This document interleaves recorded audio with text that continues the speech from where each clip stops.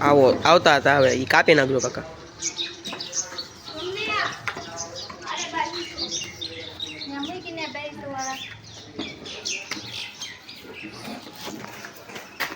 નમસ્કાર મિત્રો, સૌને નવા વર્ષના રામ રામ, જય શ્રી કૃષ્ણ અને સાલ મુબારક અને સીતારામ.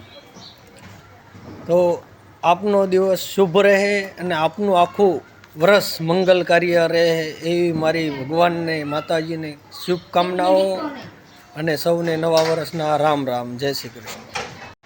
આજ નવું વર્ષ એટલે વર્ષનો પહેલો દિવસ અને ગઈકાલ કે વર્ષનો છેલ્લો દિવસ ને આજે પહેલો દિવસ એટલે બધાને નવા વર્ષની શુભકામનાઓ અને સૌનું નવું વર્ષ બહુ સારું મંગલ કાર્ય જાય એવી મા ખોડલ અને કૃષ્ણ કનૈયાના ખોળામાં પ્રાર્થના. તો આ વિડીયાને લાઈક કરો, શેર કરો અને સબસ્ક્રાઈબ કરો અને મારા વિડીયા જોતા રહેજો.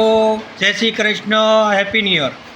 કહેવત છે ને, આનંદ ઉત્સાહ નેનુમાં ને નહીં મળે સખી એક દી. કે આજે નવું વર્ષ એનો આનંદ હોય એની વાત તમને શું કરવી. ઘરે ઘરે જઈને જે મા બાપના આશીર્વાદ અને સૌ ફેમિલી સાથે મળીને જે નવા વર્ષનો ઉત્સવ અને જે એક આનંદ ઉજવી, જેની કોઈ કલ્પના જ નહીં, કે જેનો આનંદ છે, ઉત્સાહ છે અને સૌએ પરિવાર, મા બાપ, દીકરા દીકરીઓ બધા સૌ મળીને આવે ને રામ રામ મળે ને સૌ મહેમાન ઘરે આવે.